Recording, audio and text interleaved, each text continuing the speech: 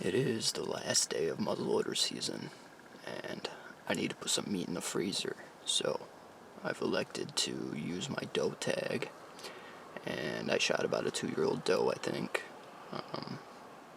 I think I got a good hit on her. I'm going to sit for about another 10 minutes, go look and see if I can find some blood. Oh wow. Yeah, she smoked that tree. Oh yeah, it's spraying all up on this tree here.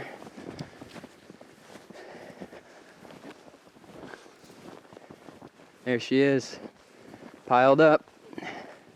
Good clean shot. I tried to pick one that didn't have a fawn with her, and maybe she was the fawn. It's hard to tell there, it was getting dark. Now it's time to gut and drag.